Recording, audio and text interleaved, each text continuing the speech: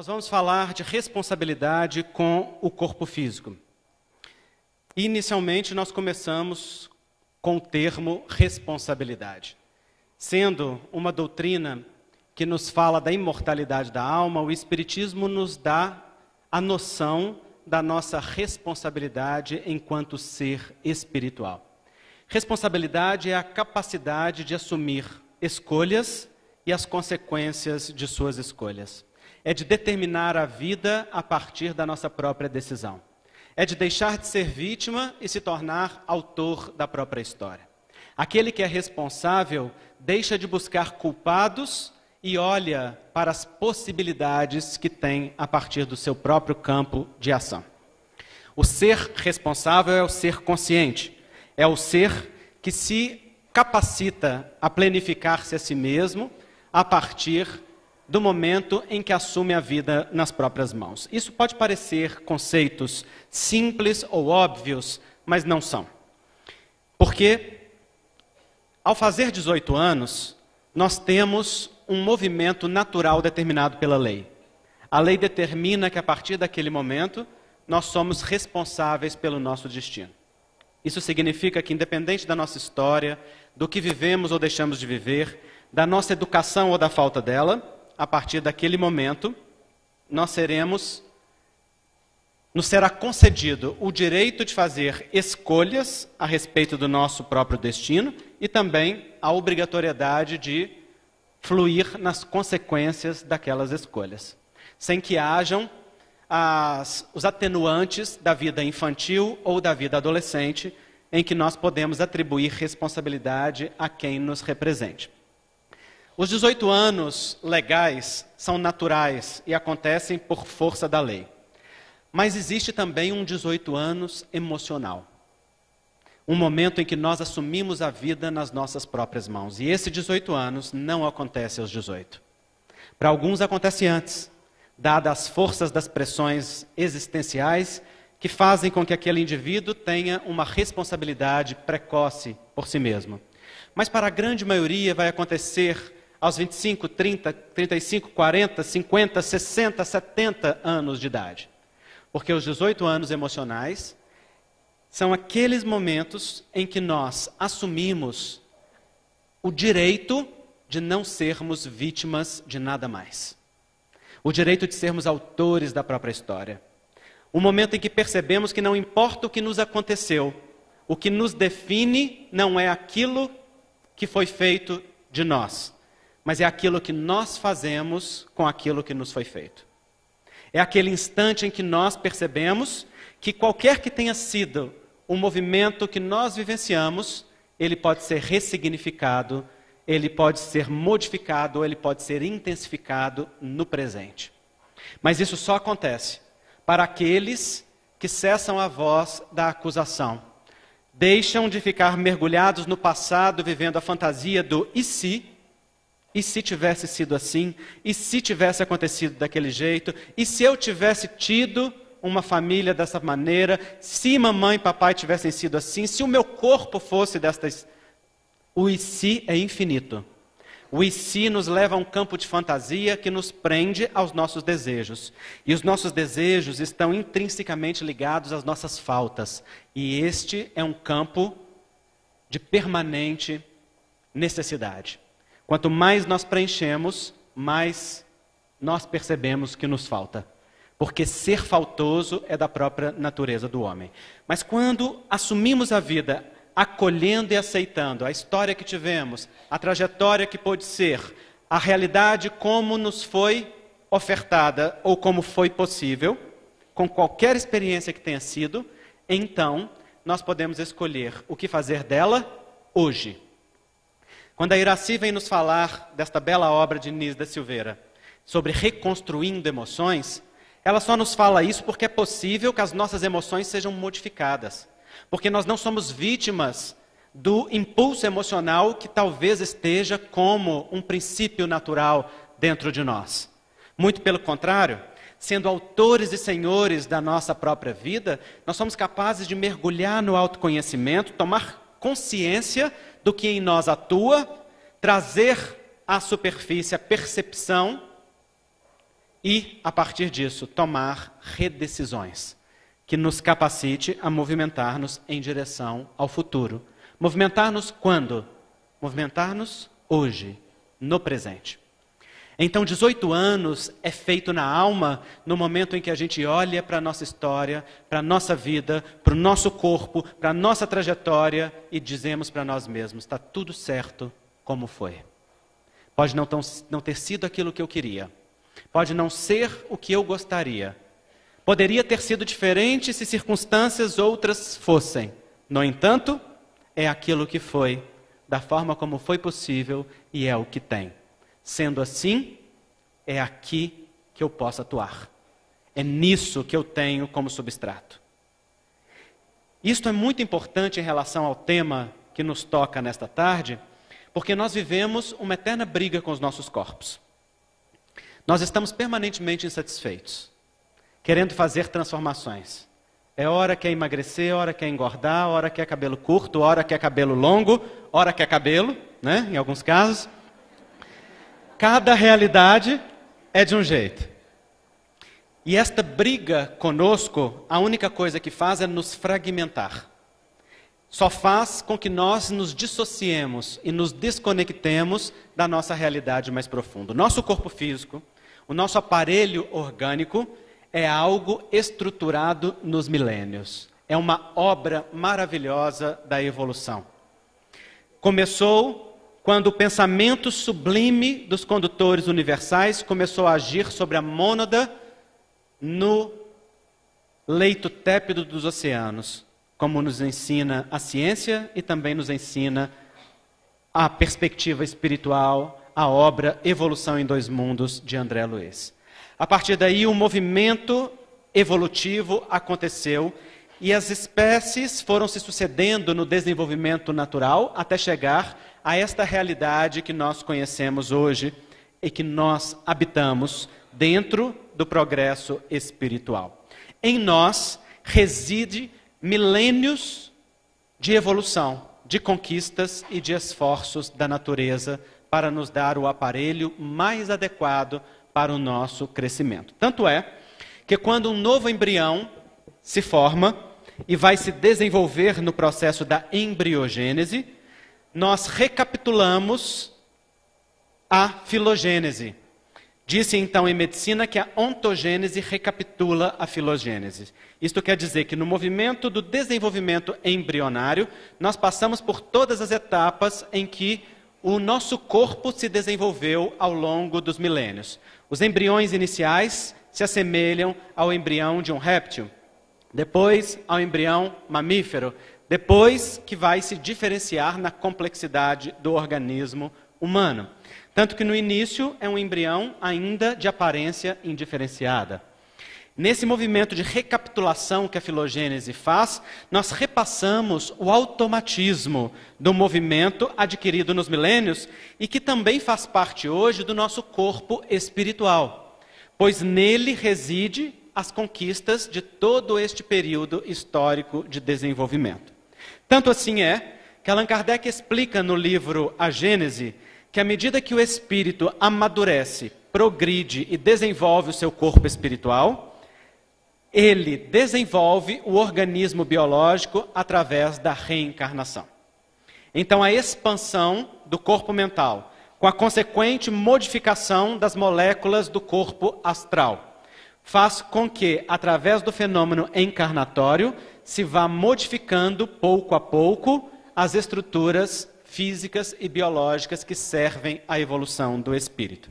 Assim é que, de tempos em tempos, espíritos sublimes, espíritos vanguardeiros do progresso, espíritos iluminados em conquistas próprias, técnicas científicas e morais, escolhem reencarnar-se em tarefa missionária para desenvolver aqueles corpos dos orbes em progresso, em tarefa de desenvolvimento e de planejamento. Vejam vocês que tudo isso acontece para que o corpo físico obedeça à necessidade do espírito imortal que somos, pois não somos o corpo que habitamos, somos a realidade espiritual que o utiliza. Não temos um espírito. Somos espíritos que temos corpos. E esta diferença de perspectiva, muda todas as coisas. Pois quando pensamos que temos um espírito, nos identificamos com a matéria e achamos que o espírito é que é aquilo que é raro ou que é diferente de nós.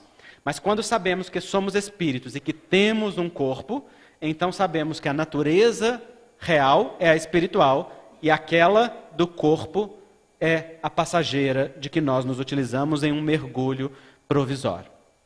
Então, este espírito imortal que somos, utiliza-se deste corpo biológico como um instrumento de progresso. O corpo é, portanto, extremamente divino em sua natureza.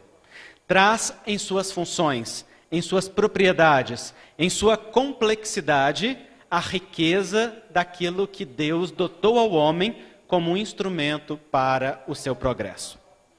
Portanto, cuidar do corpo físico, ter responsabilidade com o corpo físico, é tarefa essencial daqueles que querem ser espiritualizados.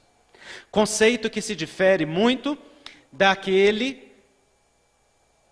pensamento, muitas vezes tido como espiritualista, que diz que nós devemos menosprezar as questões do corpo em detrimento das questões do espírito. Há pessoas que pensam que para espiritualizar-se devem abandonar o corpo, devem descuidar do corpo. Descuidam da aparência, algumas descuidam até da higiene, descuidam do cuidado ou do autocuidado, descuidam da saúde física, mas creem-se em plena vivência de espiritualidade profunda. Ora, quem não tem os pés enraizados na terra, não se conecta verdadeiramente com o alto. Jung dizia com muita propriedade, em uma imagem muito bonita, que uma árvore que tenha copas que queiram tocar os céus, também possui raízes que tocam os infernos. E ele dizia isso para trabalhar o conceito da sombra, dizendo que toda contraparte luminosa tem uma contraparte sombria. O mesmo vale para esta realidade de que nós estamos falando. Para que nós nos desenvolvamos enquanto seres espirituais, precisamos estar plenamente enraizados na terra na qual habitamos. No momento que vivemos, na sociedade histórica na qual estamos inseridos, na família que ocupamos, no local e no papel que temos nessa sociedade, e igualmente no corpo que utilizamos neste movimento. Há uma doutrina chamada de ascética ou de ascetismo dentro da linguagem filosófica que menospreza o corpo físico, os seus prazeres e as suas possibilidades e considera-o como um grande mal e acredita que para desenvolver o espírito é necessário então subjugar o corpo. Chegam a fazer autoflagelações ou jejuns prolongados que levam ao desgaste corporal, dentro da ideia de que quanto mais maltratarem o corpo, mais libertos estarão para a realidade espiritual. Esta ideia, ela leva a um processo de profunda autodestruição, porque aquele que combate a vida material se desconecta da realidade na qual está inserido. E é exatamente na vida material e nos seus inúmeros desafios que nós estamos chamados a promover o progresso. Diz o Livro dos Espíritos, que valor teria alguém que deseja desenvolver virtudes ou habilidades se estivesse em um meio que o isentasse desta realidade. Exatamente o Espírito encarna para, na multiplicidade que a matéria promove, receber os estímulos de crescimento que precisa na diversidade. E a briga com esta diversidade não nos ajuda a atingir os fins objetivados. Igualmente, o excesso atribuído à importância do corpo físico não promove aquilo que nós necessitamos, que é o centramento ou a conexão para o progresso espiritual. Então, o que se opõe ao ascetismo é o hedonismo. E o hedonismo é a filosofia ou a ideia filosófica de que o prazer ou a vivência dos prazeres é o grande objetivo da vida humana. Muitas pessoas vivem livremente o hedonismo. São aquelas que dizem assim, a vida é uma só, vamos vivê-la ao máximo, vamos gozar a vida o máximo no que ela tem. E geralmente este gozar a vida significa vamos viver todos os prazeres que a matéria pode nos proporcionar para que a gente possa aproveitar a vida. A ideia do hedonismo, então, é de que aproveitar a existência é viver prazeres. Se nós observamos estas duas polaridades, nós vamos ver os movimentos dicotômicos que nos levam à desconexão. Porque nem a desvalorização, nem a hipervalorização nos dá o movimento de consciência e de conexão que nós necessitamos. E nós, por vezes, ficamos ciclando entre elas, como um pêndulo, que ora menospreza, ora exacerba, dentro das vivências do dia a dia. É só observar a forma como nós lidamos com a saúde. A saúde do corpo físico, ela é uma consequência natural dos nossos hábitos de vida, das nossas atitudes, do que nós decidimos fazer. Mas não é raro ver o número grande de espíritas, por exemplo, ou de espiritualistas, que não cuidam da sua saúde biológica. Que só vão ao médico, por exemplo, quando o circo está pegando fogo. Que só buscam tomar medicamentos na hora que está passando por um transtorno. Que só procura olhar para o que o corpo necessita na hora que passa por um sintoma, por um sinal ou por um sintoma. Embora nós saibamos que as doenças têm um sinal e têm uma razão de ser na nossa vida, nós também observamos que uma boa parte delas é devida única e exclusivamente à falta de cuidado. Quando nós sobrecarregamos o nosso corpo com aquilo que o exacerba, ou quando nós descuidamos e o maltratamos. Então, nesses dois excessos, da falta ou da hipervalorização, vamos ver, por exemplo, a nutrição. Ou nós deixamos de comer o que o corpo necessita, ou nós comemos em excesso aquilo que ele não precisa. Ou nós fazemos os dois ao mesmo tempo. Deixamos de comer os nutrientes que ele precisa e comemos em excesso as substâncias que o exacerbam. Comemos em excesso o açúcar, sobretudo o açúcar refinado, que coloca o nosso corpo em alta sobrecarga. Comemos em excesso os alimentos industrializados, que fazem com que o nosso corpo entre em um processo de mutação frequente por conta dos inúmeros elementos cancerígenos ou desequilibrantes que ele possui.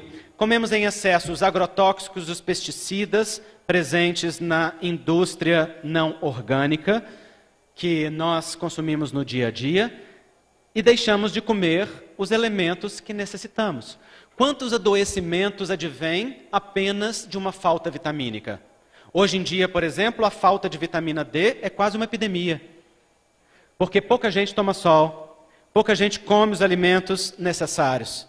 Muita gente vive estados depressivos, que não são exatamente a depressão profunda, apenas por falta dos aminoácidos necessários que vêm da alimentação. Deixa de comer as fontes do triptofano, as fontes daqueles precursores da serotonina, que são tão necessários para o funcionamento do nosso organismo. Consumimos em excesso os refrigerantes, que não deveriam nem estar sendo consumidos. Consumimos os elementos cancerígenos da mais variada procedência, não é? A carne animal, que o André falou para vocês hoje de manhã, que está cheia de hormônios, não é? Então nós comemos por um lado e exacerbamos aquilo que não precisamos, enquanto deixamos, por outro, de buscar aquilo que necessitamos. Aí aparece uma hipertensão arterial, pelas questões emocionais associadas a um hiperconsumo do sódio no nosso organismo, por exemplo, através dos refrigerantes. A Pepsi-Cola, a Coca-Cola tem um alto índice de sódio, não é? A Coca Zero mais ainda. E então nós sobrecarregamos o nosso organismo com aquela alta taxa de sal, que ele não dá conta de metabolizar e de utilizar de forma adequada, e temos ali como a ativação de uma tendência genética que já trazemos familiar para uma hipertensão arterial. Ou consumimos açúcar em excesso e temos obesidade, sobretudo abdominal, que é uma das maiores determinantes da diabetes tipo 2, a diabetes antigamente chamada de diabetes mellitus, que é aquela que tem a maior predominância do nosso comportamento. Essas doenças aparecem. Aí o espírito ou espiritualista olha para elas e diz assim, é karma. Não, não é karma, é calma. É muita calma nessa hora para você olhar para si mesmo e ter a coragem de mergulhar em si, reconhecer que essa doença não estava programada, que essa doença não vem com um objetivo, senão de colocar em você os limites do autocuidado e do autoamor que você, por espontânea vontade, não colocou para si mesmo. Essa doença aparece, na maioria das vezes, apenas como um freio, pedindo para você, preste atenção, olhe para si mesmo, cuida de você com o carinho que você merece, acolha os seus limites, as suas capacidades, aquilo que você dá conta. As pesquisas demonstram que a mudança de comportamento dietético e o uso do exercício físico diminui mais a glicemia e a pressão arterial do que os antihipertensivos e os hipoglicemiantes orais. Então, para aquelas pessoas que estão geralmente no limbo, estão ali naquele limiar entre pressão alta e pressão baixa, na intolerância à glicose, que é um pezinho em cima do muro, um pé do lado da diabetes e o outro da normalidade, aquele meio de campo, o que mais efetivo para modificar esse estado é a mudança de hábitos, a mudança comportamental. Acontece que a mudança comportamental necessita de esforço, necessita de vontade e necessita de disciplina. Então é muito mais fácil ir no médico falar assim, doutor, pressão alta, qual que é o remédio que eu tomo? Isso para quem vai. Porque a maioria vai deixando o processo acontecer até que tem uma lesão de órgãos-alvos, ou seja, um problema renal, um problema na retina, um problema nas veias, um problema circulatório, e aí vai ao médico por conta do efeito consequente àquele desgaste consecutivo àquele órgão, dada aquela sobrecarga. O mesmo vale, por exemplo, para sobrecargas daquilo que nós vamos acumulando emocionalmente em nós, que passa para o nosso corpo físico através das moléculas das emoções, que viajam o nosso corpo e atingem todas as células, ou através do choque energético que os nossos chakras recebem e transmitem diretamente, sobretudo, ao nosso sistema endócrino e ao nosso sistema nervoso, fazendo com que haja uma alteração local de acordo com a emoção vivenciada.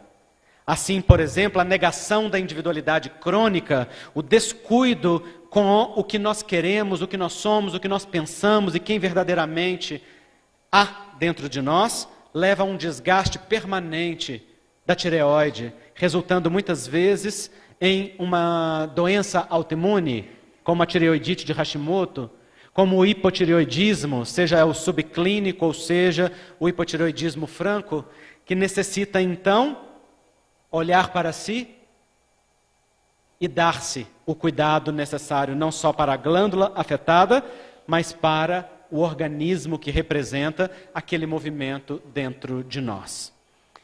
Então, o cuidado conosco, ele é um exercício de auto-amor. Valorizar o corpo e dar-lhe o que ele precisa é extremamente importante.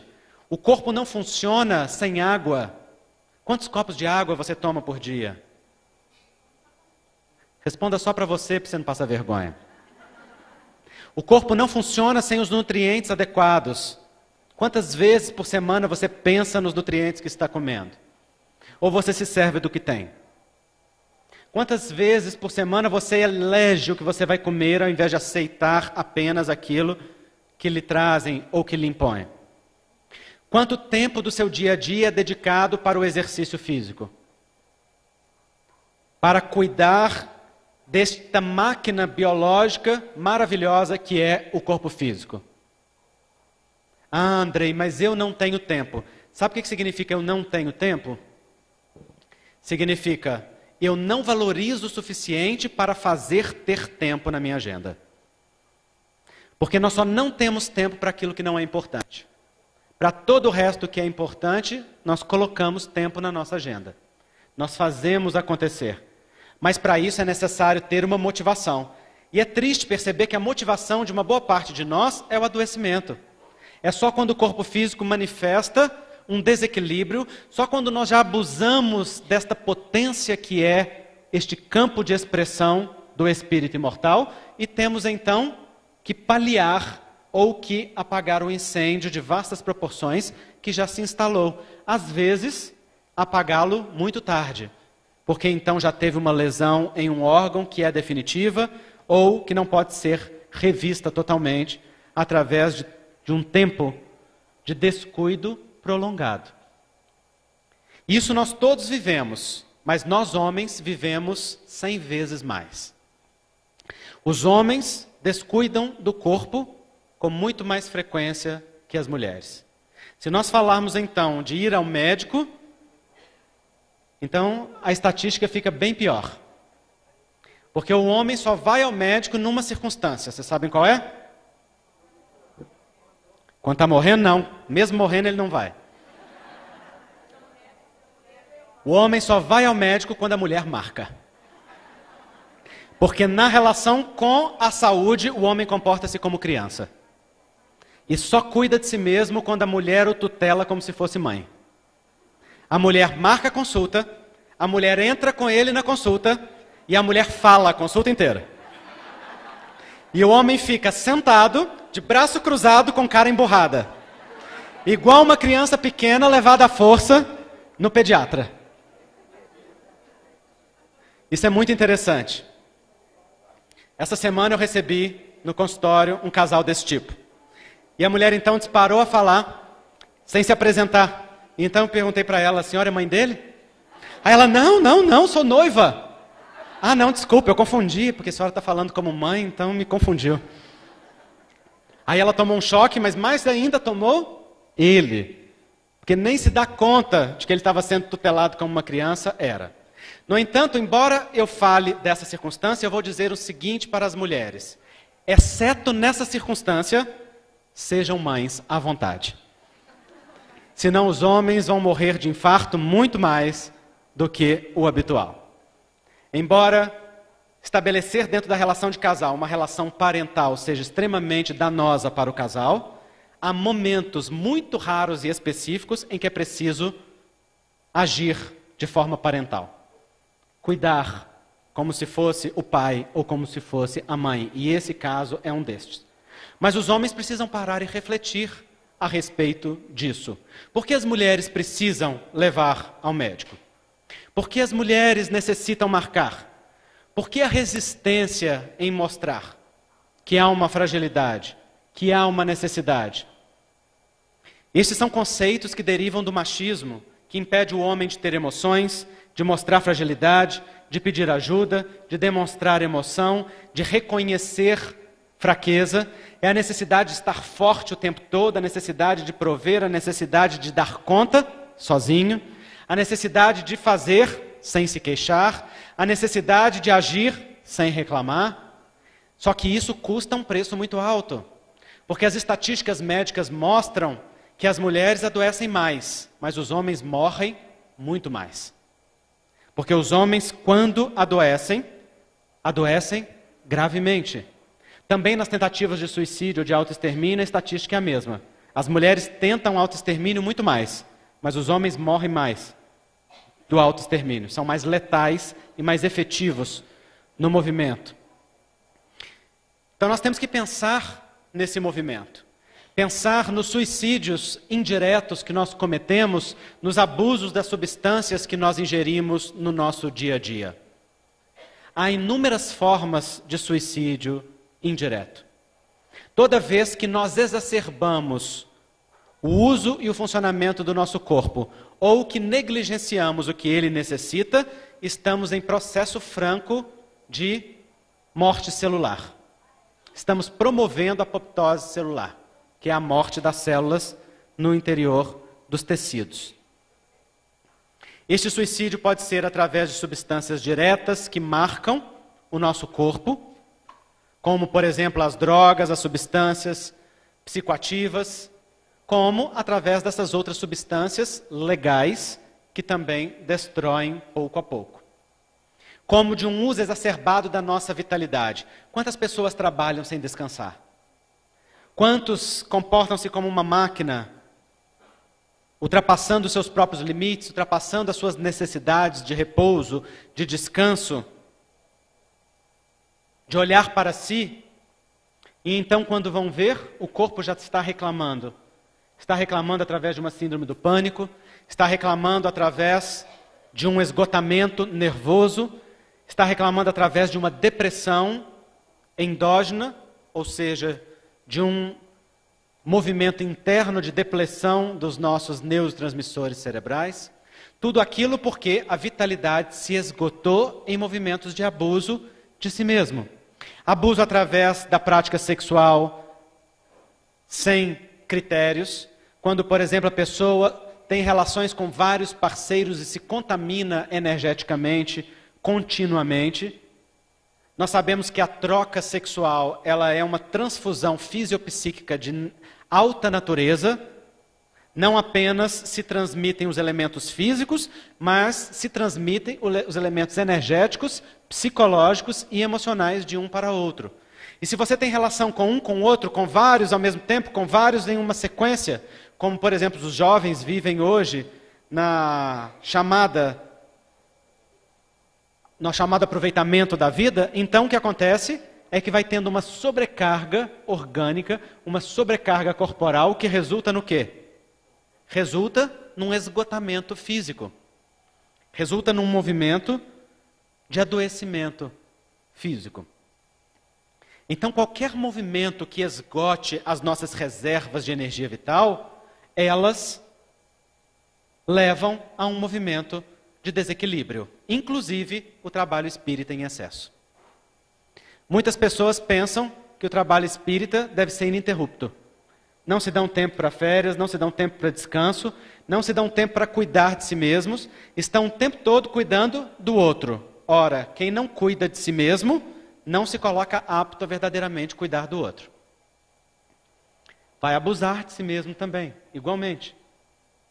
Há momentos em que os espíritos nos dizem, ou você para, ou a vida vai parar você. Quantos casais se perdem porque no trato com a família, com cuidado com os filhos ou com as atividades profissionais ou mesmo espirituais, esquecem-se da relação de casal, deixam-na em segundo, em terceiro, em quarto, em quinto plano e não cultivam aquela intimidade extremamente fortalecedora que é a intimidade do amor a dois. Ora, uma relação de amor verdadeiramente vivida entre pessoas que se gostam, que se respeitam, que se valorizam, que mantêm a sua dignidade e a dignidade do outro, ela promove uma retroalimentação espiritual. Diz Emmanuel no livro Vida e Sexo que uma troca dessa natureza é uma transfusão de tão alta elevação que promove um fortalecimento do casal nos ideais da vida. Se sentem revigorados para a existência, se sentem mantidos, fortalecidos nos ideais superiores, se sentem alimentados. Pois da mesma forma que precisamos dos alimentos físicos, necessitamos dos alimentos emocionais ou dos alimentos espirituais. Portanto, devemos ter cuidado com estas duas polaridades que estão representadas aí nas doutrinas ascética ou hedonista. A negação ou o excesso. Ambas são prejudiciais. Quando estejamos na sobrecarga em que abusamos de nós mesmos, devemos perguntar: o que verdadeiramente nos falta? O que verdadeiramente necessitamos? O que é que nós verdadeiramente precisamos? Uma pessoa, por exemplo, que usa substâncias psicoativas comumente, está tentando preencher um vazio interior. Qual é a verdadeira falta? Você tem fome de quê? Você tem sede de quê? O que é que verdadeiramente seu coração deseja? Me lembro de um jovem no consultório que me dizia que utilizava da maconha habitualmente, todos os dias. E então eu perguntei para ele, para que você utiliza a maconha todo dia? E ele disse, para relaxar. E eu, por quê? Você precisa relaxar todo dia. Porque se eu não utilizar, eu fico ansioso. Eu perguntei para ele, e qual é a fonte da sua ansiedade? E ele disse, não sei. Eu disse para ela, então deixa eu tentar entender.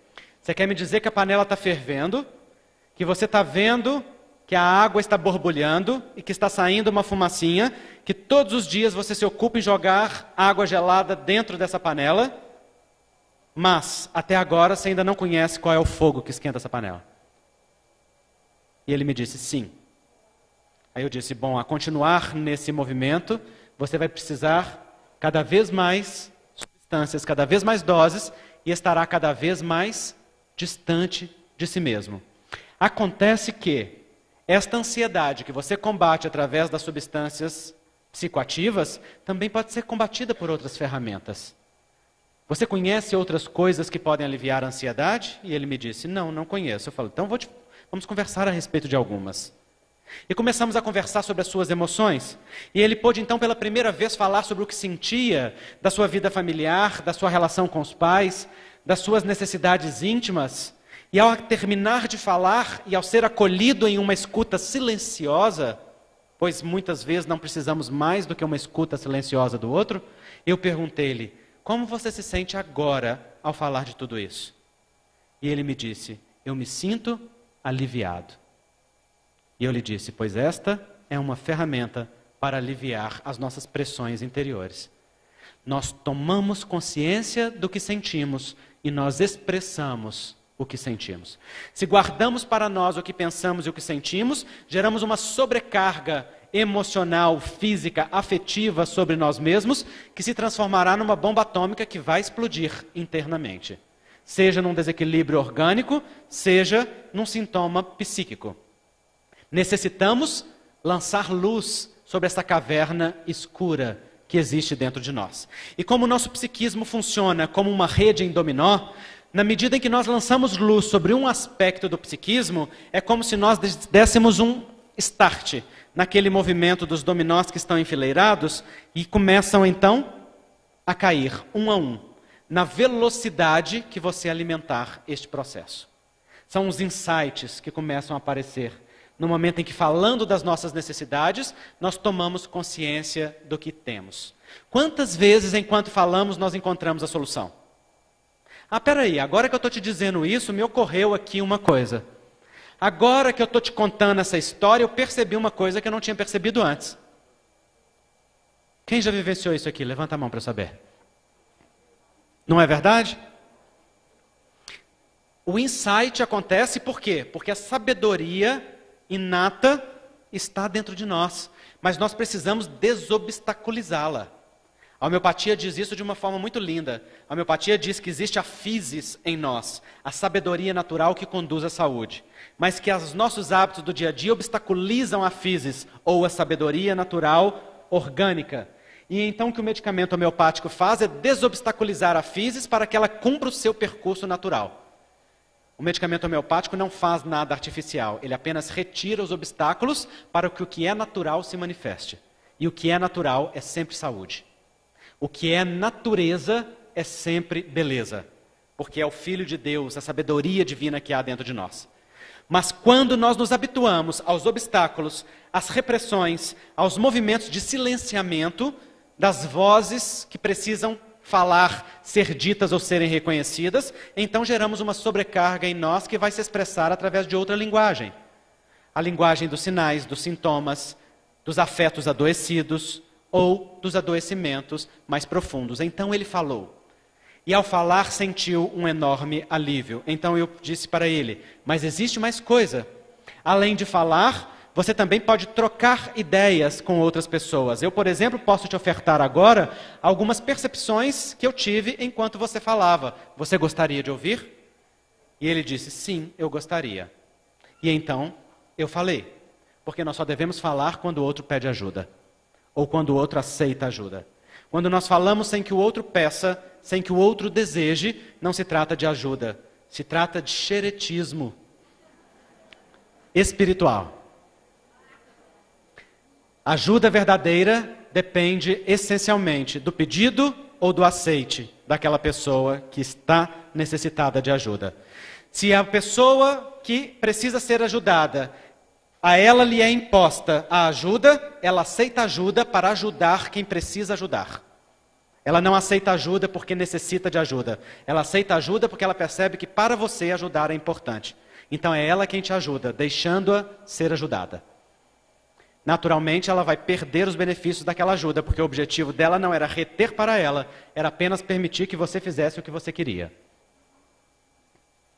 Então, naquele momento, ele disse, sim, eu quero ouvir. Então, eu lhe ofertei algumas percepções que a fala dele tinha me trazido. E eu disse, quem sabe você possa analisar sobre este ângulo, esta questão. Quem sabe esta questão possa ser vista. E então ele disse, eu nunca havia parado para pensar nisso. E então eu disse a ele, sim, trocar promove expansão da consciência. Mas quando você troca com alguém que verdadeiramente pode te ajudar. Porque o que nós fazemos quando estamos passando por um problema? Nós pensamos rapidamente assim, pensamos e perguntamos para nós mesmos, quem da minha lista de contatos está passando pela mesma coisa? Aí a gente liga, está deprimido, liga para a amiga deprimida, para poder partilhar com ela. Você não sabe que eu também estou? Deixa eu te contar, estou sentindo isso, isso e isso. Aí depois da conversa você está como?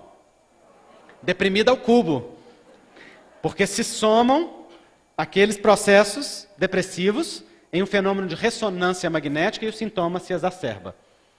Mas se você partilha com quem tem maturidade, centramento ou experiência, então você pode arejar a alma e deixar com que aquela pressão que sobrecarrega o corpo físico possa ter vazão através de uma escuta atenta ou de uma fala espontânea. Mas existem outras, eu disse para ele. Existem também recursos que você pode buscar. Por exemplo, você tem alguma religião? E ele disse, sim, eu sou aberto às questões religiosas porque creio em Deus. Então perguntei a ele, qual é a sua religião de preferência? E ele disse, eu sou simpático ao espiritismo, não sou espírita, no entanto sou simpático ao espiritismo. Então eu disse a ele, bom, como um simpatizante do espiritismo, você já deve ter ouvido falar do poder da oração.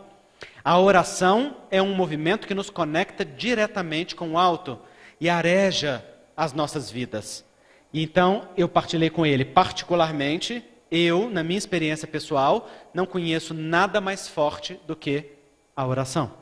A oração, quando verdadeiramente vivida como um movimento de entrega, é profundamente libertadora.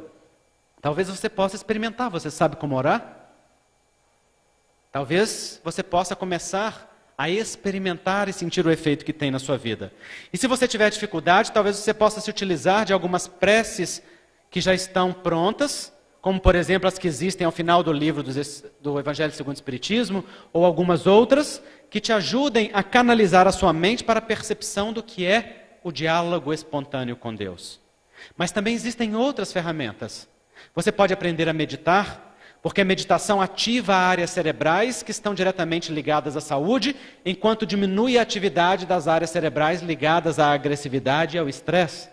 Diminui a taxa de hormônios do estresse no nosso organismo, diminui o ritmo cardíaco, acerena o corpo, relaxa a musculatura, coloca-nos em estado alterado de consciência, que permite a expansão da autopercepção e também a captação da intuição que vem daqueles que nos amam. Talvez você possa se beneficiar de outras terapias energéticas, tais como o Reiki, o Jorei e outras mais que são ofertadas aí na sociedade, que promovam um movimento de equilíbrio energético em você. Mas existem mais. Talvez você possa se beneficiar do esporte como uma forma de terapia corporal, de sociabilização, de gasto energético, de expressão das suas emoções, onde você pode falar, onde você pode gritar, onde você pode colocar para fora o que você sente, que está guardado aí dentro de você. E assim fomos desfilando uma série de medidas terapêuticas que poderiam se contrapor àquela que era a de eleição para ele, o uso da maconha como um elemento para a tranquilização interior. O mesmo vale para o tabaco. Substância legal, droga composta por 4.500 substâncias em um cigarro comum, com um alto poder de transformação do nosso organismo.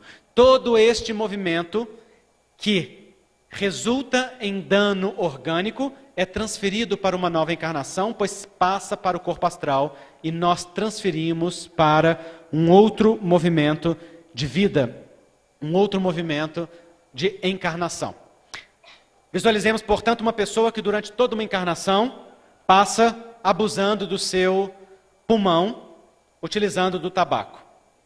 Ela vai marcar o seu pulmão com toda aquela agressividade, mas não só vai marcar o seu pulmão físico, vai registrar no seu corpo espiritual todas as marcas daquilo que foi feito de si mesmo.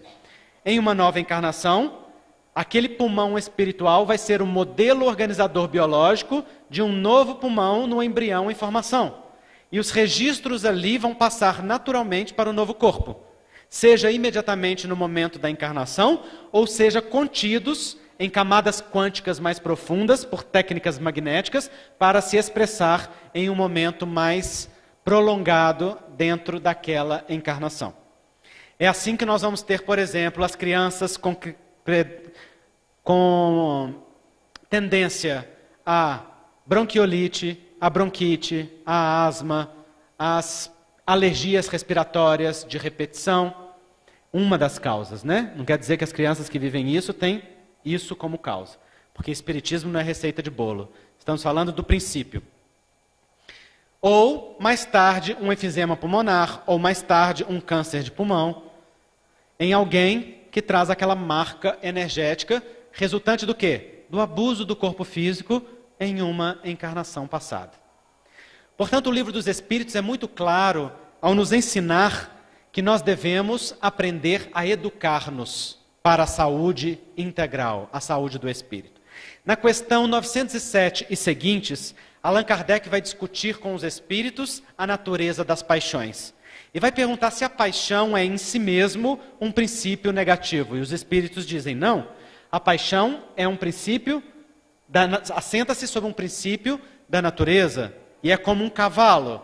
Quando governado no arreio, pode ser muito bem utilizado como uma força construtiva. No entanto, quando desgovernado, pode ser profundamente destruidor.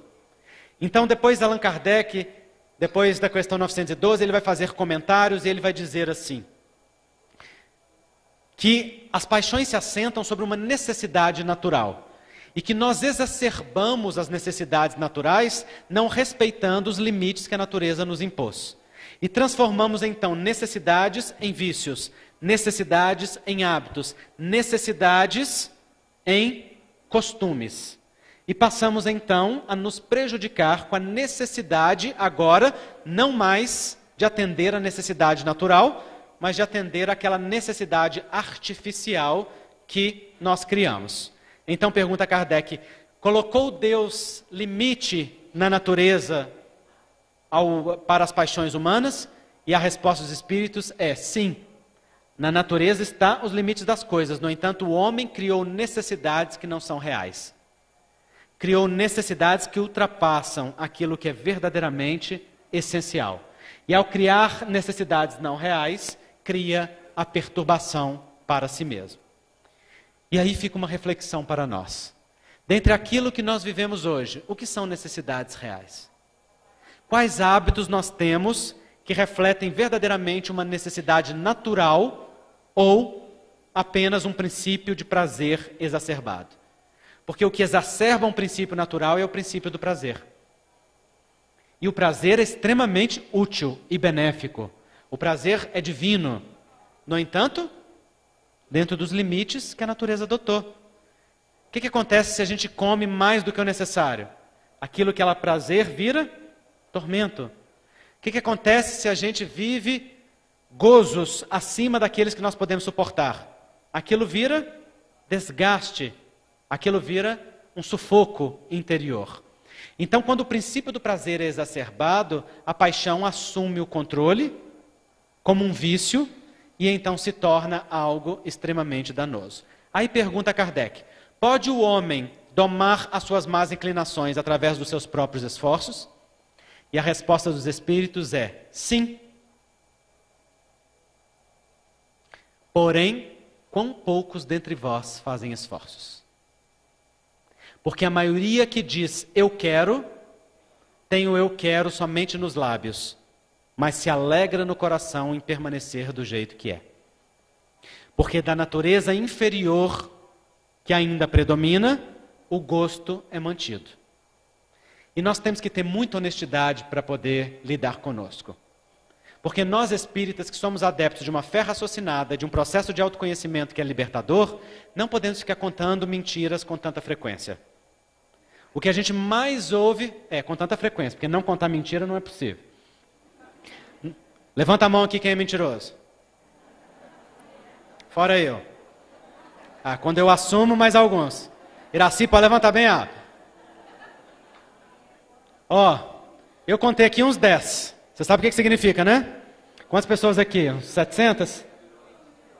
690 mentirosos oficiais. 10 honestos. Por quê? Porque nós todos mentimos. Nós mentimos para nós mentimos para os outros, nós mentimos, na grande maioria das vezes, sem perceber que se trata exatamente de uma mentira, mas sustentados em outros princípios. Por exemplo, as pessoas perguntam para a gente no dia a dia, por que você não fez isso? Bobo, não deu tempo. Aí lá dentro de nós a gente pensa assim, nossa, mas não queria fazer isso de jeito nenhum. É ou não é? Contou uma mentira ou não contou? Contou. Mas é porque a gente fica classificando as mentiras em mentiras brandas, mentiras moderadas e mentiras graves. E a gente classifica como pecado capital somente as graves. As outras são autorizadas. Não é assim? Qual é a maior mentira que a gente se conta que a gente precisa verdadeiramente encarar?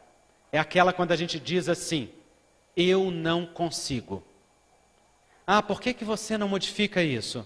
Eu não consigo. Por que você ainda não fez? Eu não dou conta. Sabe o que significa eu não consigo e eu não dou conta em linguagem terapêutica? Eu não quero. Significa algo dentro de mim se compraz ainda em permanecer desta maneira. Algo ainda tem um ganho em se manter desta forma. Há um salário interno que eu ainda prefiro colher, que às vezes está até ligado a muitos danos, mas que eu evito enfrentar, porque senão acontece. Quantas vezes vocês já perceberam, em vocês mesmos ou em outras pessoas, que nós estamos indo em um caminho bom, aí a gente percebe que está num caminho legal e vai lá e puxa o tapete. Está tudo muito calmo. Está tudo muito sereno. Está tudo muito dando certo. Aí vai lá, fala assim, se esse dedinho entrar na lama, deixa eu ver. Acho que não tem um problema só um dedinho entrar na lama. Aí entra o dedinho e fala, meu Deus, o dedinho entrou na lama. Aí joga o pé inteiro. Já que o dedinho entrou na lama, é aquela coisa, eu estou tentando vencer o tabaco, aí eu digo para mim mesmo, depois de 2 meses tentando bem, acho que agora só uma tragadinha não vai fazer mal. Aí vai lá e pega e dá uma tragadinha. E recomeça toda aquilo, porque já que eu dei uma tragadinha, agora é melhor acabar de fumar esse cigarro, agora é melhor fumar esse maço. É assim com os vícios, é assim com os comportamentos. Por quê? Porque nós somente transformamos o eu quero quando encontramos uma motivação para querer que é mais prazerosa do que aquela que sustenta aquilo que nós dizemos querer transformar. Por isso demanda tempo. Há uma poesia muito bonita que se chama O Buraco, não sei quem conhece, que diz assim, há um buraco no meio da rua, eu caio nele, permaneço longo tempo dentro dele, não é minha culpa. Depois, segundo ato, há um buraco no meio da rua, eu vejo ele, caio nele, permaneço dentro dele longo tempo, não é minha responsabilidade aquele buraco. Terceiro ato, há um buraco no meio da rua, eu vejo ele, eu caio nele, eu permaneço pouco tempo dentro dele, eu percebo que já posso sair. Quarto ato, há um buraco no meio da rua, eu o vejo, eu ainda caio, pulo rapidamente para fora, é minha responsabilidade sair dele. Quinto ato, há um buraco no meio da rua, eu o vejo, eu desvio, eu mudo de rua. Essas são as sequências da mudança. Nós passamos por estes movimentos. Em muitos momentos nós dizemos, eu quero, mas estamos vendo o buraco, estamos caindo nele, não é? Por exemplo, quando a gente volta com ex-namorada ou ex-namorado, o que você está fazendo? Você está vendo o buraco e está caindo dentro dele. Porque não existe ex-transformado. Salvo raríssimas exceções. Não é? Quando nós voltamos, a gente volta para onde? Para os mesmos problemas, conhecendo os mesmos buracos, não é? Mas a gente pula com gosto. Por quê? Porque a gente tem um gozo e um ganho que sustenta os danos que estão ali. Por exemplo, o gozo ou o dano ou o ganho de permanecer vítima e de atribuir a responsabilidade ao outro e não ter que assumir a responsabilidade da própria vida. Se assim é, então eu posso ser submisso e posso escolher alguém controlador que abuse de mim, porque afinal de contas eu reclamo dele ser controlador, mas ele assume a responsabilidade de tudo. Aliás, essa é uma dinâmica muito frequente. O controlador busca o submisso busca o controlador, e quando estabelecem relação, começam ambos a se acusar. O submisso acusa o controlador de ser controlador, o controlador acusa o submisso de ser muito passivo, mas acontece que ali está fome com a vontade de comer. Há ganhos correlacionados, porque as subpersonalidades se casam dentro do fenômeno das complementaridades dos vários eus que existem dentro de nós. Mas como nós não conhecemos esses vários eus com consciência, então eles se manifestam sem que a gente saiba. Rubem Alves diz que dentro de nós existe um albergue. Tem vários moradores, cada hora um bota a cara na janela. E que desses vários moradores, um é síndico. E bota a regra. E determina quanto tempo aquele fica na janela. Dentro de nós existem vários eus. Quantos eus você conhece dentro de você? O eu forte, o eu fraco, o eu carente, o eu autossuficiente, o eu pai, o eu mãe, o eu filho, o eu trabalhador espírita, o eu abusivo, o eu submisso. Quantos existem dentro de você? Quais caras eles têm? Quanto tempo eles ficam na janela? O que eles fazem quando estão no comando? Qual deles você deixa aflorar com mais frequência? Qual chamado externo convida um morador a aparecer na janela? Este é o processo do autoconhecimento espírita. Este é o mergulho em nós mesmos. Esta é a autoconsciência que nos faz sair do papel de vítimas, como se nós não pudéssemos nos apoderar de nós mesmos e assumir as nossas vidas em nossas mãos. Não. Nós podemos conhecer que dentro de nós tem um submisso, que tão logo a sereia canta ali, ele adora vir para a janela. Então o que nós fazemos? Nós fazemos aquilo que Hércules fazia. Nós amarramos o submisso no convés do navio. Para a hora que as sereias cantarem, ele estar protegido e não ir junto com ela para o fundo do poço. Quantas sereias cantam no nosso dia a dia? A sereia do prazer mais rápido, a sereia do caminho mais fácil. O que é corrupção se não um caminho mais fácil que nos leva sem esforço? O caminho dos auto-enganos e do engano ao outro. O caminho da mentira e da mentira ao outro. Quantas pessoas traem e vivem relações extraconjugais acreditando estar gozando a vida ou viver como uma esperteza, quando na verdade estão puxando o próprio tapete? Porque escolhem um caminho mais fácil do auto-engano, de não enfrentar a honestidade de resolver um relacionamento com dignidade para poder estar verdadeiramente livre para outro. Escolhem então tratar uma pessoa pela metade, porque aquele ou aquela que se coloca como amante aceita se tratar como fragmento ao invés de inteiro.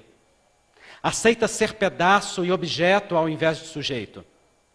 Quantos escolhem então este caminho ao invés de enfrentar a dignidade de olhar no olho do outro e dizer: eu te respeito, eu te valorizo, muito mais do que eu te utilizo, muito mais do que eu te tomo para o meu prazer.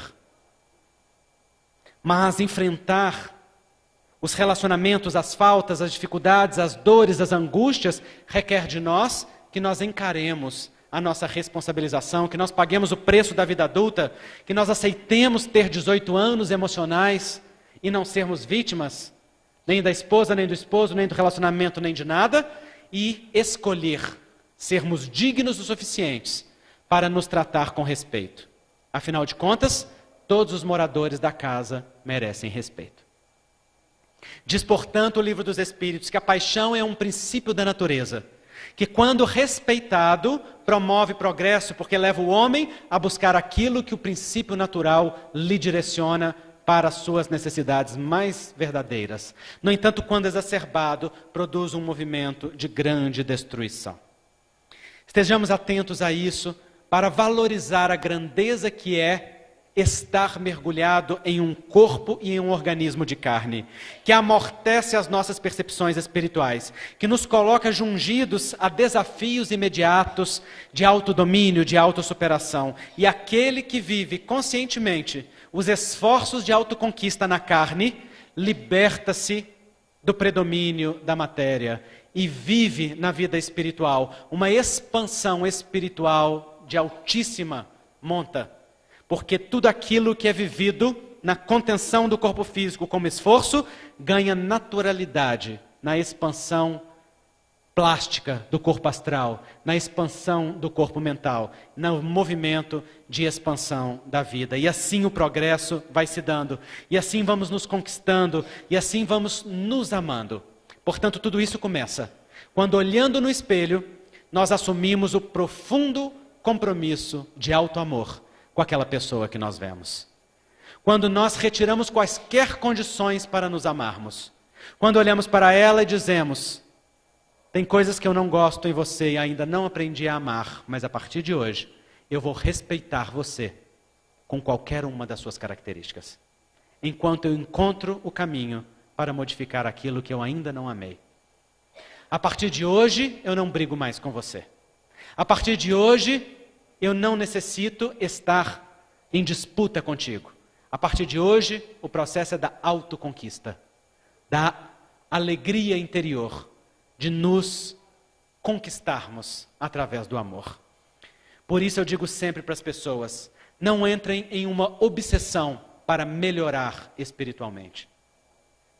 Nós não necessitamos melhorar espiritualmente. Nós necessitamos amar profundamente aquilo que somos. Quem ama profundamente aquilo que é, melhora continuamente. A melhoria é consequência. Mas se nós tentamos melhorar brigando com o que somos, entrando em guerra com o que temos, não aceitando aquilo que já podemos ser e colocando-nos contra nós mesmos em uma atitude violenta, nenhuma melhoria verdadeira é possível. As melhorias que acontecem vêm do desenvolvimento natural. Então, ao invés de querer melhorar, queira alimentar em você o que já é belo. Queira cultivar em você o que já sorri para a vida. Queira viver as virtudes que você já tem, ao invés de invejar a que ainda não possui.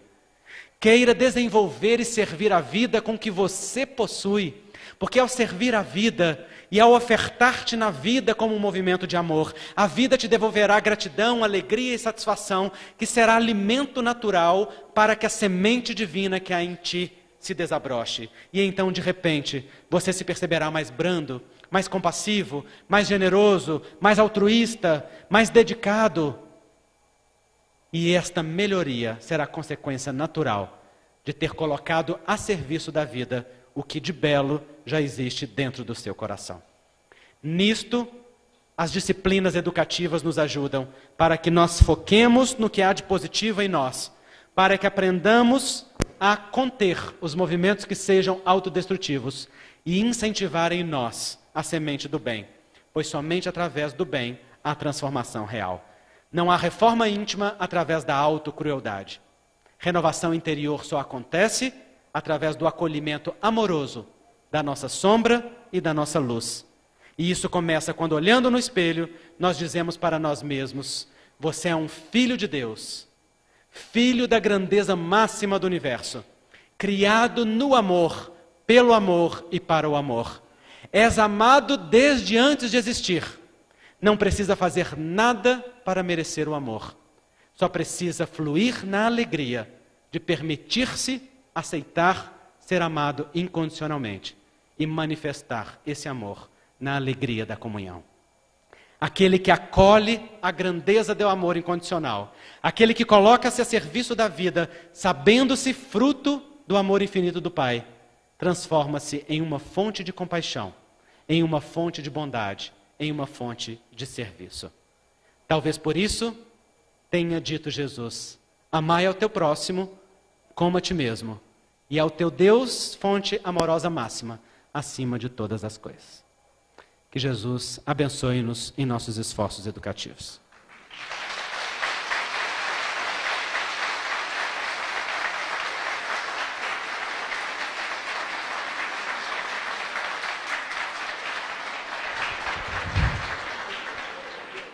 Nós temos aqui várias perguntas, mas vamos fazer somente 2 perguntas, por causa do adiantado da hora, e até porque o Andrei abordou com muita profundidade o tema. Primeira pergunta: como se comportar diante da revelação de um filho que se revela gostar do mesmo sexo, embora esse filho nunca tenha demonstrado desde a infância qualquer traço homossexual? A minha dúvida de mãe é: será o momento modinha, já que entre os jovens tem aumentado a homossexualidade? Ou achar normal? Como fica o emocional de uma mãe e o que dizer espiritualmente a esse filho? Tranquilo. Em 4 horas eu respondo. Essa é uma pergunta bastante comum e as pessoas geralmente perguntam: o que eu faço quando um filho se revela homossexual ou transexual? Eu costumo responder: a primeira coisa é você não fazer escândalo. Porque geralmente os pais têm tanto medo desta condição que quando os filhos revelam algo dessa natureza, os pais sentem-se tão ameaçados ou tão temerosos por si mesmos ou pelos filhos, que agem com agressividade, com tentativa de violência ou de contenção forçosa, e esse movimento não é absolutamente positivo em nenhuma natureza. Segundo, então o primeiro movimento é: ouça o seu filho. Ouça para estabelecer diálogo. E estabelecer diálogo entre os pais é algo bastante difícil, porque frequentemente os pais têm dificuldade de falar sobre sexualidade com os filhos e deixam que a educação sexual seja feita fora de casa, através da internet ou dos coleguinhas. Mas o diálogo é essencial e o lar é o espaço da maior educação. Então a primeira pergunta é: qual é a idade do seu filho que está falando isso? Porque é muito diferente se se trata de um adolescente no início da adolescência, se se trata de um menino ou de uma menina no meio, ou se trata de uma pessoa no final da adolescência ou no início da vida adulta. No final da vida infantil, acontecem muitas experimentações sexuais. É conhecido pela psicologia que as crianças se sentem, os pré-adolescentes se sentem pouco à vontade com o outro sexo e se sentem muito à vontade com o sexo do qual fazem parte. E é por isso que começam, por exemplo, as primeiras experiências entre indivíduos do mesmo sexo. Quando há, por exemplo, aqueles grupos de menino que se reúnem para ver um filme pornô na casa de um e fazer uma masturbação conjunta, ou de menina que vão conversar numa rodinha sobre sexualidade e ter alguma experiência. Estas experimentações são tidas pela psicologia como busca da identidade sexual em uma época em que há fragilidade da identidade. Elas não refletem ainda a orientação franca. Então, o que os pais devem fazer se trata deste caso, nesse estado? Devem orientar os filhos e observar para ver qual é a natureza das predominâncias daquela criança e o que significa aquilo para ela. O que a grande maioria dos pais vai precisar de ajuda psicológica especializada. Porque também as escolas, em sua grande maioria, não estão aptas a dar esse feedback. Não é? As escolas hoje em dia encontram-se muito perdidas na sua grande maioria. Segundo, se trata de um filho no meio da adolescência, vamos saber do que se trata. Se trata de um filho que sempre sentiu ser homossexual e agora está tendo coragem de partilhar isso com você, isso é uma coisa. As pesquisas psicológicas demonstram que uma boa parte das pessoas que se reconhecem homossexuais sentem sê-lo desde a primeira infância, com a memória das primeiras atrações homossexuais datada aos 5 anos de idade, numa época de começo de formação da personalidade ou da identidade sexual que vai se formatar mesmo na adolescência. Então, se este é o caso, muitas vezes este jovem já passou ali 10 anos, muito frequentemente 10, 12 anos, para ter coragem de partilhar com os pais aquilo que sentia. Muitas vezes tentando se heterossexualizar de todas as maneiras para tentar corresponder àquilo que os pais gostariam e vivendo um grande sofrimento interno. Sofrimento esse que é responsável por altos índices de depressão em adolescentes e de tentativa de autoextermínio. Não sei se vocês sabem desses dados, mas se não sabem, está todo nos meus livros, né? Eu tenho 2 livros a respeito desses temas, o Homossexualidade sob a ótica do espírito imortal e o Transsexualidades sob a ótica do espírito imortal. E eu partilho lá esses dados. 40% dos jovens transexuais tentam se suicidar até os 20 anos de idade. Vocês já pensaram o que é 40% dos jovens tentarem se suicidar? Quase metade dos jovens? É um índice altíssimo. Por quê? Porque vivem uma repressão interna muito grande. As pessoas transexuais, muito mais do que as homossexuais. Porque as homossexuais se sentem atraídas pelo mesmo sexo, mas as transexuais se sentem ser do sexo oposto ao seu sexo biológico. Então, vivem um conflito muito maior naquilo que é chamado de identidade sexual. Então, se o seu filho está partilhando isso, e ele manifesta isso depois de longos anos de sofrimento, ele é uma pessoa homossexual predominante ou exclusiva, ou transexual. E qual é a orientação nesses casos? É aquela que Emmanuel dá no final do capítulo 21 do livro Vida e Sexo. Ele diz assim: tão logo se apresente a tendência homossexual, deve-se lhe dar a instrução educativa da mesma forma que se administra instrução à maioria heterossexual. Emmanuel diz com muita clareza: instrução educativa. Instrução para o alto amor, instrução para o respeito, instrução para a dignidade pessoal, instrução para a valorização de si mesmo, instrução para a aceitação de si mesmo com aquela condição. E o que o indivíduo vai fazer dela, o que ele vai escolher fazer dela ao longo da vida, isso é ele que vai definir ao longo do seu movimento. Agora, se trata de um adolescente que te diz que está tendo experiências homossexuais ou quer tê-las, porque é moda na escola, porque os outros coleguinhas estão tendo, porque acha legal não ter rótulos e quer experimentar de tudo. Então não se trata exatamente de um homossexual estrutural, alguém que traz aquilo bem definido dentro de si. Se trata de um adolescente que está experimentando.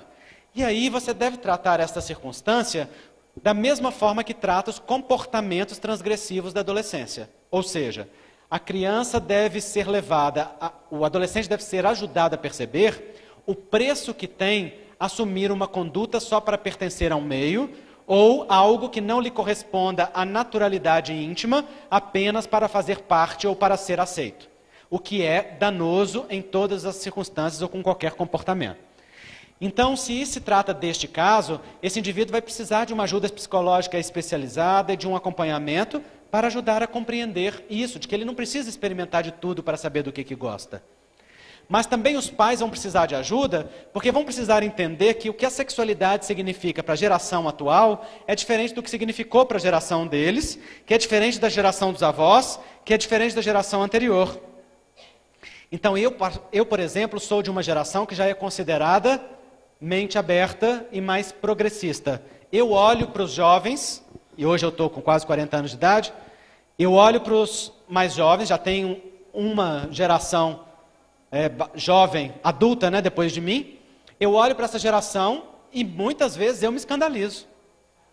Eu olho para ela e falo assim, mas vocês estão atrevidos demais. Quantas vezes eu já botei panos quentes em jovens e falei assim, calma aí. Não é? Lembrando meu pai, lembrando minha mãe, lembrando meu avô, minha avó. Porque cada geração vive a sexualidade de uma maneira distinta. E por distinto não quero dizer nem melhor nem pior. Simplesmente distintos. Tudo que é distinto tem seus ganhos e tem suas perdas. Compete a cada um de nós entender. Por isso o mais importante é falar a respeito do assunto, é ler sobre o assunto, é se instruir sobre o assunto, é conhecer o assunto, é dominar. Porque se você não conhece, como você vai poder ajudar algo que você não domina? E aí, o final da pergunta, a mãe pergunta a respeito dela, né? Como lidar com ela. E aí se trata do tema da família. O trabalho da família é sempre acolher. Acolher para ofertar a melhor capacidade para aquele adolescente de se compreender e de progredir em todos os aspectos da vida. Acolher significa a necessidade de trabalhar a si mesma também. Quando um filho conta numa família que é homossexual ou transexual, ele joga uma bomba atômica naquela família. Por quê? Porque morrem sonhos, idealizações, expectativas, visões que aqueles pais tinham a respeito daquele filho ou daquela filha. Visões essas que os pais formataram muito antes daquele filho existir. Já cresceu no próprio processo de desenvolvimento dos pais. Eu vou ter filhos, esses filhos vão me dar netos, eles vão casar, eu vou ter uma nora, eu vou ter um genro, não é assim? Então os filhos precisam aprender a respeitar o sofrimento que os pais passam. Os pais passam pelas fases do luto. E as fases do luto, diz a doutora Elizabeth Kubler-Ross, são a fase da negação, da raiva, da barganha, da tristeza e só depois da aceitação. Muitos pais na fase da raiva falam as maiores barbaridades. Eu prefiro meu filho morto a homossexual. Ou na palavra mais exata que eles usam, a viado. Não é assim? Ou eu prefiro a minha filha morta ou prostituta a lésbica. E esses movimentos são da dor dos pais, da própria idealização que morre. Os pais vivem dor porque eles têm medo pelos filhos, porque eles passam vergonha, porque o que a família vai pensar, porque acham que a culpa é deles, porque são diferentes circunstâncias. Os filhos têm que aprender a respeitar e têm que dar tempo aos pais para metabolizar. Alguns pais andam mais rápido, outros andam bem lentamente. Mas os pais também têm que respeitar o sofrimento dos filhos. E têm que saber que não vieram pais por acaso. Se vieram pais naquela família, é porque têm condições de acolher aquele filho ou aquela filha. E acolher com amor. Então, para finalizar, um dia na casa espírita eu vi duas mães virem pedir orientação espiritual através da psicografia para esta situação. Uma muito arrogante e outra muito humilde. A muito arrogante, que aliás era médica, não que nós médicos sejamos arrogantes, mas... Ela chegou e disse assim, meu filho tem um problema, é homossexual, quero saber como resolver o problema dele. O filho tinha 24 anos, gente. Vocês sabem que os espíritos, através da psicografia, nas casas que tem, né, psicografia de orientação, trazem orientações muito ternas e muito carinhosas, não é? Quando eles querem. Porque se eles quiserem, eles também podem ser bastante diretos. Nesse dia ela pegou um espírito alemão. Mais particularmente Joseph Gleber. Os alemães, encarnados ou desencarnados, têm a característica cultural de falar sem rodeios. Porque é uma característica da cultura. Os brasileiros fazem rodeios. O que o outro vai pensar? O alemão não. O alemão precisa falar, fala. E então a mensagem dele para ela foi o seguinte: problema tem a senhora, procure tratamento, seu filho é normal. E foi muito interessante essa resposta. Porque na verdade qual era o problema dela? Era a homofobia. O filho estava bem resolvido com a sua homossexualidade, estava inclusive vivendo com dignidade. No entanto, ela queria heterossexualizar o filho de qualquer maneira. Por quê? Por egoísmo. Porque ela queria que o filho correspondesse ao ideal que ela havia sonhado para ele. E não para aquilo que ele tinha planejado para ele naquela encarnação. Então, aquela mensagem produziu um efeito muito positivo, porque ela procurou uma psicoterapia e percebeu. E depois ela confessou para nós que o único espírito que ela iria respeitar respondendo aquela pergunta seria Joseph Gleber. Porque ela tinha uma ligação especial com ele. Foi pedir, né? Recebeu. Tem que ter muito cuidado com o que pede. Mas a outra mãe veio muito humilde. E disse assim, meu filho me contou que é homossexual. Estou sofrendo muito. Gostaria de uma orientação para mim. E os espíritos então a responderam. E eu não me esqueço dessa resposta. Nessa época eu trabalhava auxiliando a psicografia. Não era médium psicógrafo ainda, era muito jovem. Então não foi através de mim, foi através de um outro médium. E aquilo me marcou muito profundamente. Os espíritos responderam para ela assim, minha filha, a dor que você vive com esta situação, se olhada isoladamente, é amarga como o fermento, mas no contexto do bolo é o fermento que dá o crescimento. Não olhe apenas para a sua dor, olhe para aquilo que será promovido a partir dela. Então reconhecerás que a situação que agora te decepciona e desafia é aquela que vocês mesmos elegeram antes da encarnação, para que expandisse a consciência da família para a fraternidade universal. Coisa maravilhosa, né? Você veja o que os espíritos superiores são capazes de fazer em poucas linhas. O que eles falaram vale para qualquer coisa. Estavam falando para ela, olha, você está vivendo a dor do luto da perda da sua idealização, está tudo certo. É seu momento de sofrimento mesmo. Vive ele.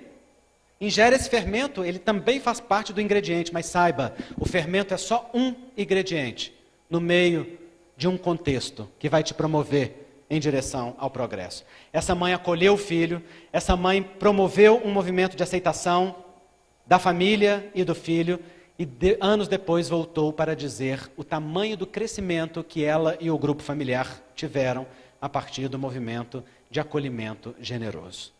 Então a solução vem sempre do diálogo, do acolhimento, da aceitação e da amorosidade.